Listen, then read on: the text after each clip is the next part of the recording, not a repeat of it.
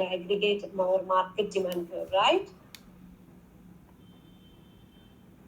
Please respond, my dears.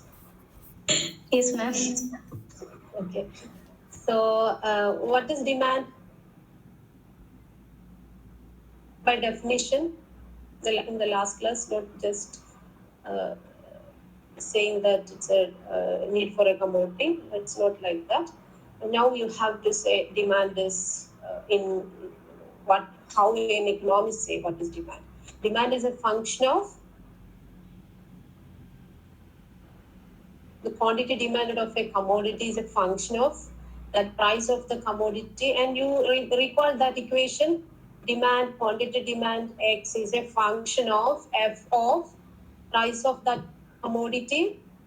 Remember? Price of that commodity, the income of the person, the price of the relative goods, and taste and preference of the consumer, right?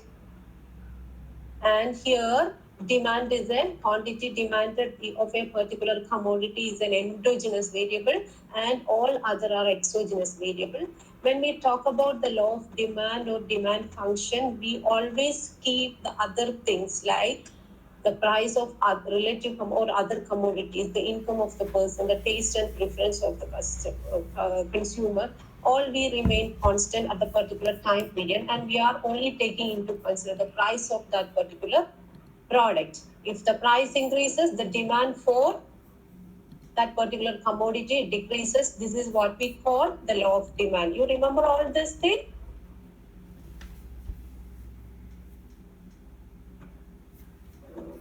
Yes, ma'am. Okay. So, you're getting my point, right?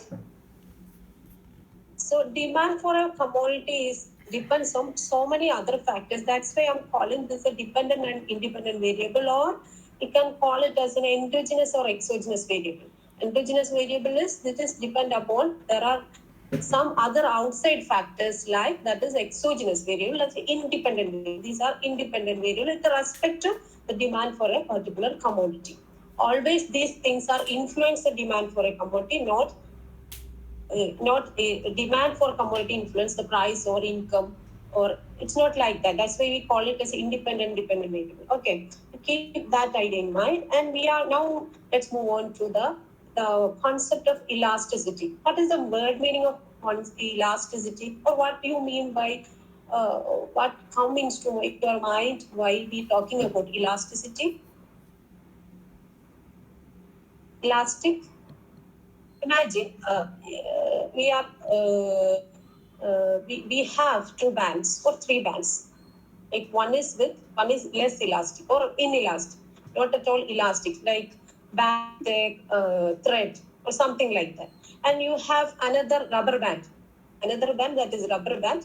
And when you put a force on this band to stretch it out, the band with high elasticity will stretch more than band with less elastic, right? So whenever we are putting some force there, in response to our force, there will be some change. That is elasticity. That change will happen. Getting my point? Yes. Yeah. So we have two bands with inelastic or less elastic and with high elastic. Yeah? So when we put some force on this band, with inelastic band, it will not change at all. The force will not change this. When we try to stretch it out, this will not go because it is inelastic. When the rubber band is highly elastic, and when we put some force, and there is a trigger point, that is the force. When we put some force, the band will stretch out or band will extend. The same way we are applying, the same concept we are applying in our demand or in our demand function. Okay, so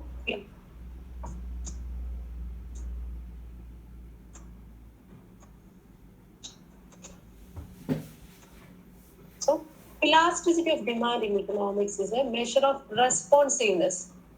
It's analogous to the rubber band example, is a responsiveness of one economic variable to another. So it can be anything. you can relate with it. This variable can be anything, but at the moment we are talking about a price elasticity of demand or income elasticity of demand or cross elasticity. But I will come to that point.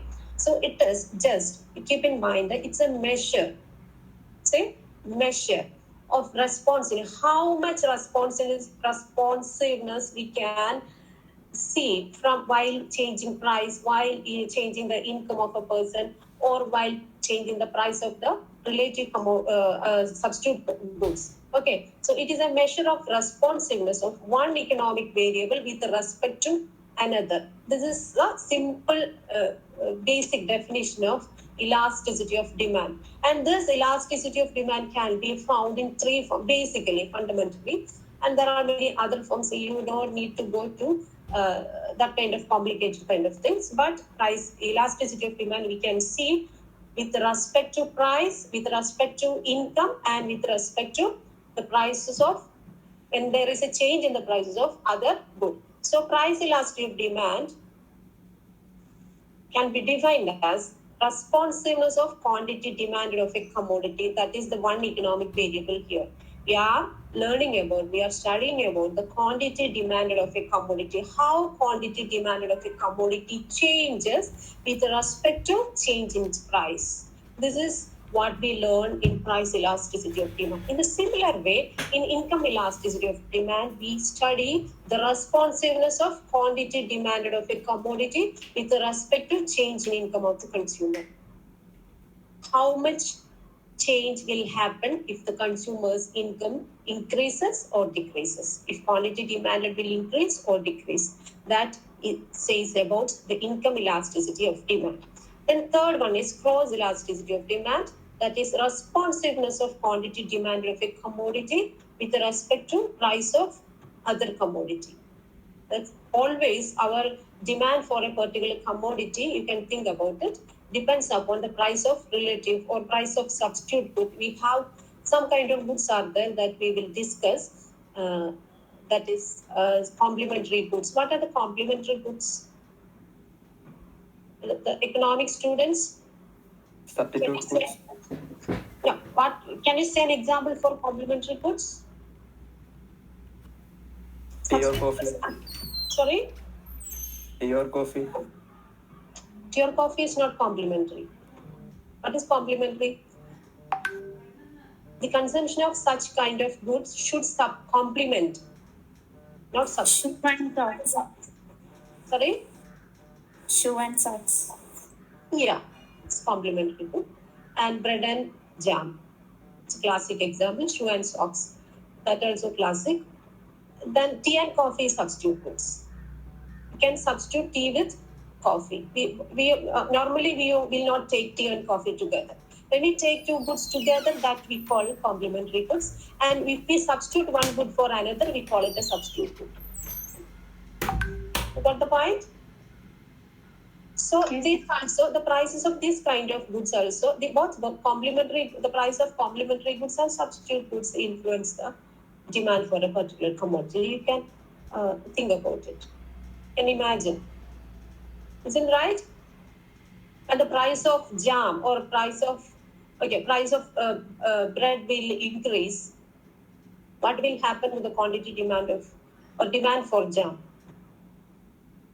Logically, not your experience. Something you might not be interested having jam and bread. But normally what will happen is jam is always preferred with bread normally. So if price for bread will increase, demand for jam will also Decrease. demand for jam will Decrease. yes. Now you are getting my point, right? So now we move on to the price elasticity of demand. So what is price elasticity of demand? This is responsiveness of quantity demand of a commodity with respect to change in price. This is nothing but the demand function. Other things remaining the same. How quantity demanded of a commodity changes with the change in price. So by definition, you can refer for this Dominic Salvatore microeconomic theory. page chapter 3, page number 38. You can refer for elasticity, the measurement of elasticity concepts and ideas. You can go to this chapter 3, Dominic Saldo, that I have already uploaded in your Google Classroom.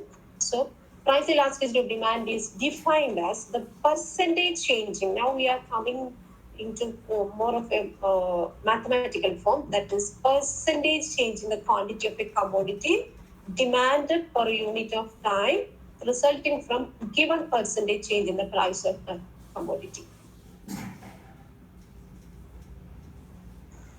Don't be confused, nothing but change in quantity demand. How much quantity demand of a commodity changes as a result of change in that price of that particular commodity. That is, we can write it in a formula as percentage. This is delta is nothing but the change. We denote change by delta. Percentage change in quantity demanded, that is Q, divided by percentage change in price of that particular commodity. And by this is the basic formula for finding out the elasticity of demand, that is delta Q by Q divided by delta P by P, that we can write it as delta Q by delta P. By solving this equation, will come like this: delta Q by delta P into P by Q. So, example is given in your textbook that I already said. That is, you have given a demand schedule here and a graph also here, and given the market demand schedule, the market demand curve, we can find E. E means elasticity. We denote E for elasticity. E for a movement from point B to point D and from D to B as follows. It's nothing but a price, it's a demand curve.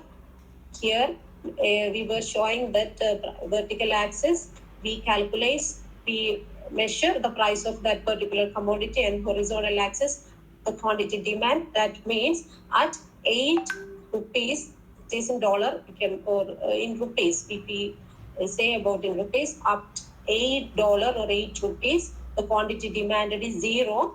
In 7, at 7, it is 1,000. At 6, it is 1,000. It is 2,000. At $6, it is 2,000. At $5, it is 3,000. It's a demand curve, and this is the demand schedule table, that is at point B. What is at point B? The price is 7.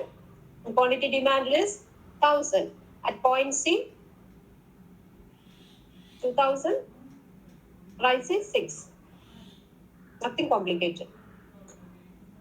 Clear? The graph and table clear? Then only we will move into the measuring the elasticity. In measuring elasticity, we are checking whether how much responsive is this quantity demand with respect to price at this price, similarly. Okay, so from now our question is how to find out our elasticity from point B to D. So from B to D, this is B, this is T, or we are going to find out the elasticity, right? What is our formula? This is percentage change in quantity demand. How we calculate percentage change in quantity demanded? You have two formulas in order to make you understand how the elasticity it differs throughout this curve. I calculate in this way. We can also calculate this elasticity of price elasticity of demand. You can use this formula, but in order to make you more understand, I'm using this formula, how this elasticity concept works. Okay, so you are in a point B, and we have to measure this elasticity of how E moves from, elasticity moves from B to D. So here, quantity, percentage change in quantity demand. How will we find out the percentage? Normally, so we have, it is our initial point, right? We have to move from B to D. So this is our initial point. So our denominator will be 1000. And what is the difference between B to D? This is 2000, right? 3000 minus 1000, 2000. This is the difference between B to D. That is the 2000 divided by, that is the change. 2000 divided by 1000 into 100. That is percentage change in quantity demand. Now we have to look into percentage change in price. That is, what is our price?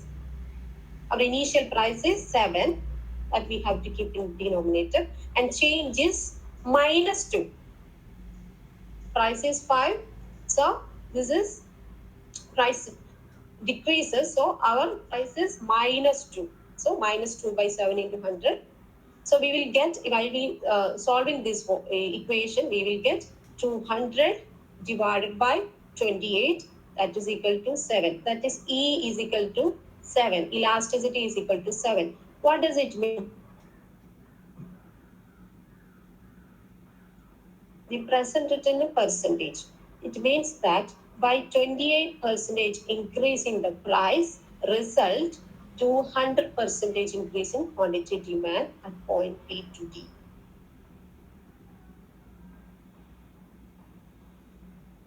Our elasticity, I will tell you how elasticity magnitude is related. That is, if elasticity is greater than 1, we call it as elasticity, it is elastic demand. And if elasticity is equal to 1, we call it as unitary elastic. And elasticity is less than 1, we call it inelastic demand. So, ma'am, in this case, we have to consider that minus value also, right? Minus sign.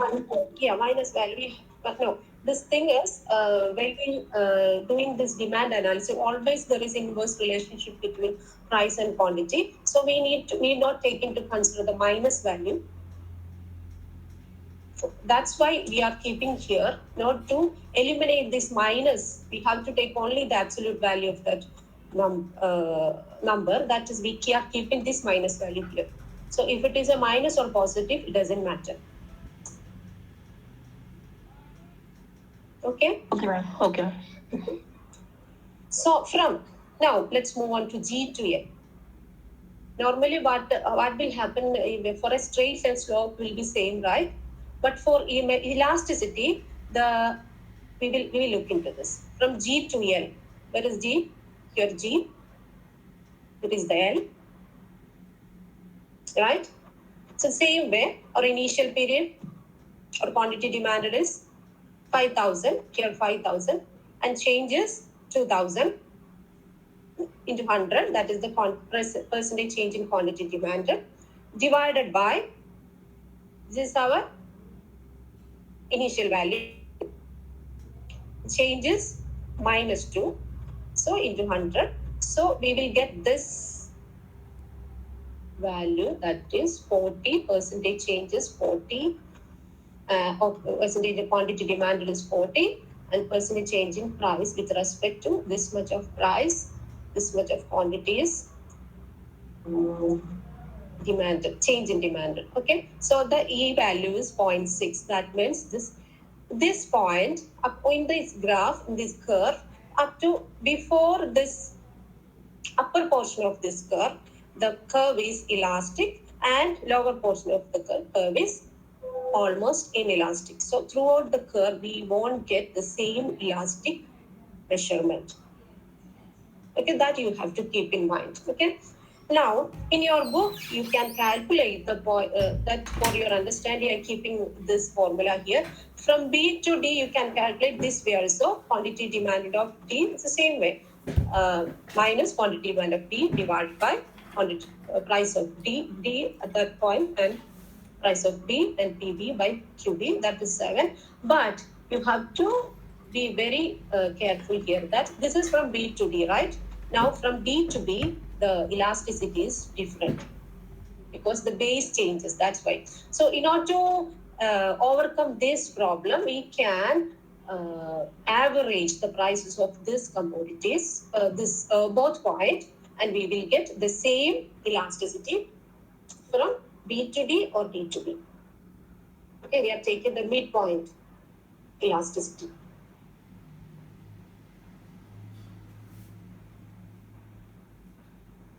Okay. So both these cases, the elasticity is greater than 1. That is, the product is elastic to that particular point with respect to price. Now, this is the formula. This is when demand is elastic, that we call it as V is greater than 1. That means given percentage change in price leads to greater percentage change in quantity demanded. There is a proportionate increase in the quantity demand. Getting my point? What if demand is inelastic? That means given percentage change in price leads to smaller percentage change in quantity demanded. And demand also can be unitary elastic, that it can be 1. That is, given percentage change in price leads to equal percentage change in quantity demanded. Can you say an example for when demand is elastic? Kind of good commodity. That means given percentage change in price leads to greater percentage change in quantity demand.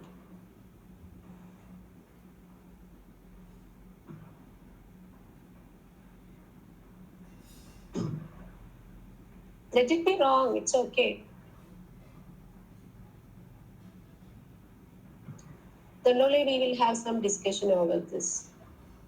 Otherwise, it's all are like gravity kind of things. It's all everybody knows this kind of thing. No? When we relate this with an example, only we can differentiate what's theory and reality.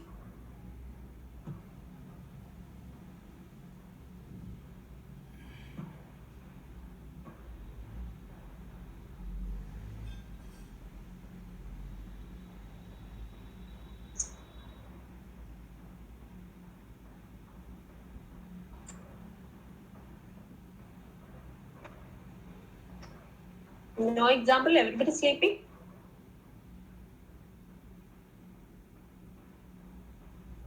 Hello?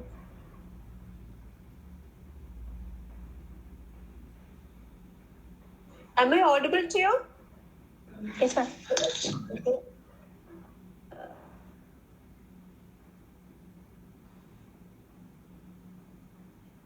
What about AC? Imagine. At the price of AC, maybe I'm wrong. Can everybody has to respond? Okay, the price of AC decreases. What will happen to the demand? Greater proportionate or less proportionate?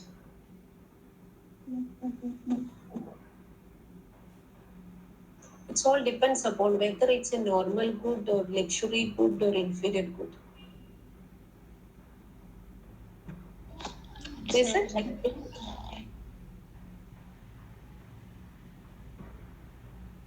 Given person, next one. Demand is That depends on the place also, right? Place means? See, if it is a colder area. Yeah. In the case of AC, yeah. So that's what I'm thinking. Sometimes it is, nowadays it's a normal good, I think. Right? In Kerala, it's a normal good. Normal commodity, AC, right? Everybody have AC. In case of Kerala, it's okay. But if in case of if we consider the outside country, Canada and all, It's very necessity, right? for them, in Canada and all, it's too cold, right, ma'am?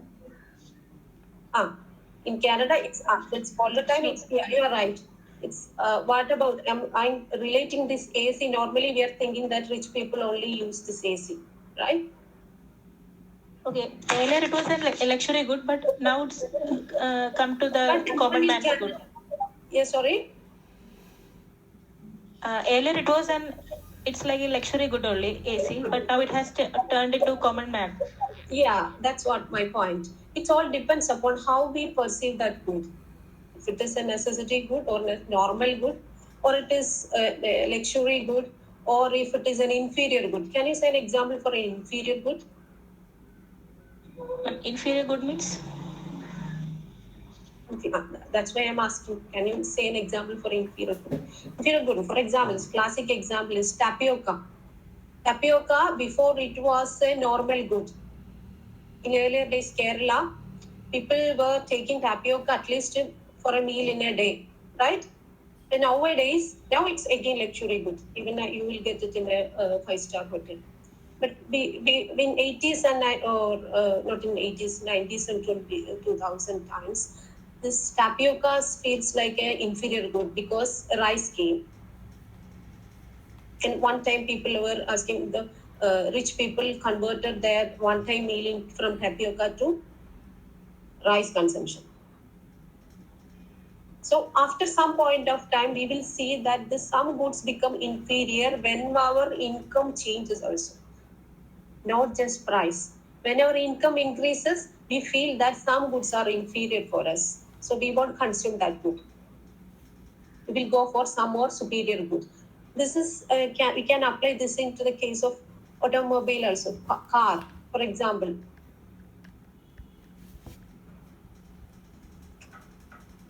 Can you relate this with car?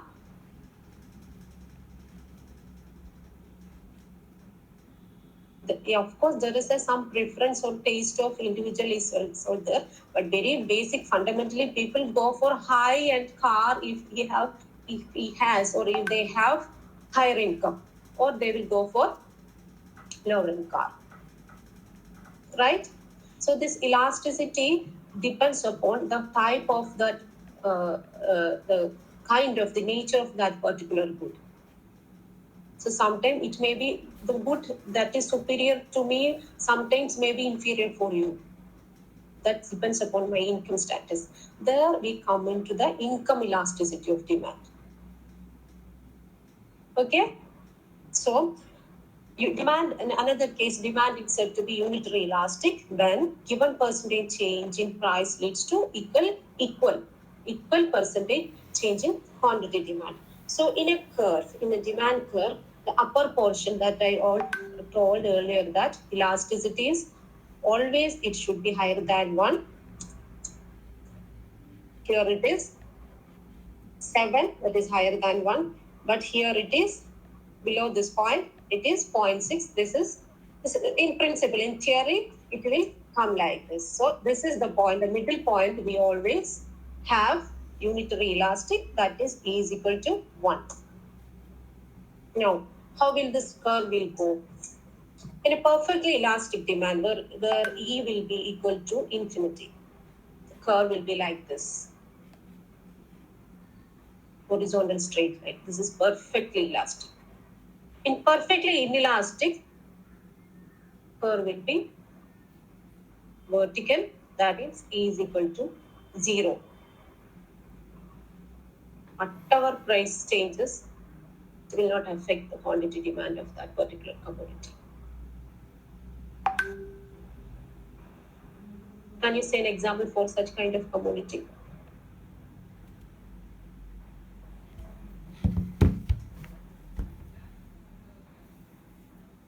Just say that it's a normal necessity or luxury.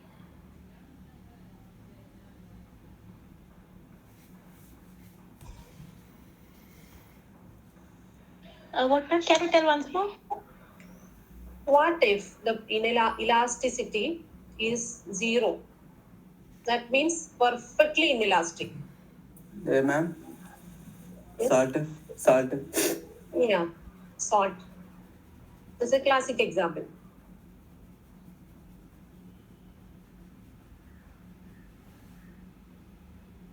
Yeah, again, then unitary elastic. How salt become inelastic?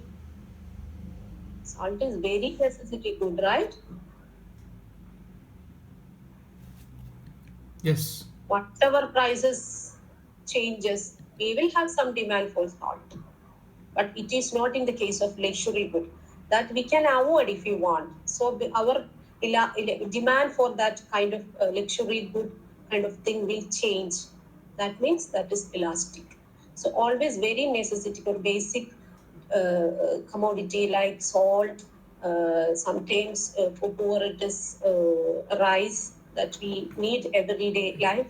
The demand always less elastic. Demand for that particular commodities is less elastic, well, because whatever price changes happen, the demand for that particular commodity will not change as much as price change. Okay, but it is not in the case of luxury or superior good. We are terming this superior. We are using this term only when we are talking about the income elasticity of demand, that I will discuss in the next class. And the other one is relatively elastic, that is greater than 1, and same is case with relatively inelastic, that is curve will be like this. Inelastic demand, you can recollect this, because perfectly inelastic demand will be a horizontal curve, and relatively inelastic is like slightly horizontal, vertical, and it is here elastic, slightly horizontal, more flatter.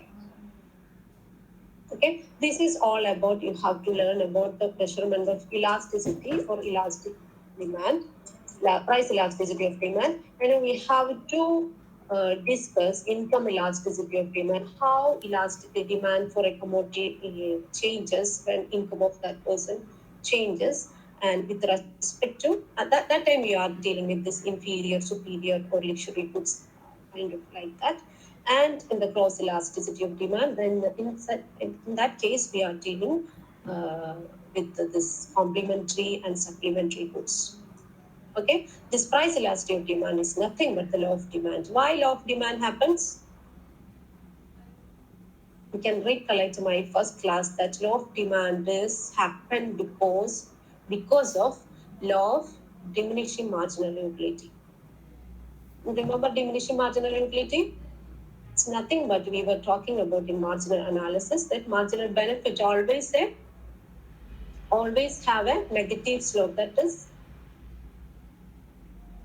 whenever we have a more and more of a commodity, the utility or satisfaction we are getting from consuming that commodity is declining over a period of time.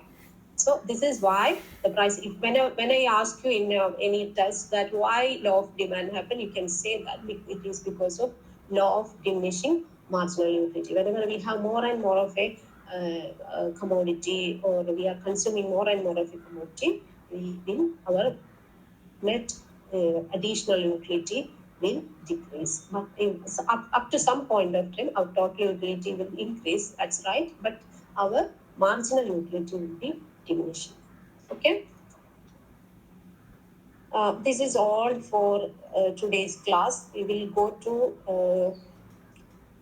income elasticity and cross elasticity next class. And somebody has told me, I think Kanmoy,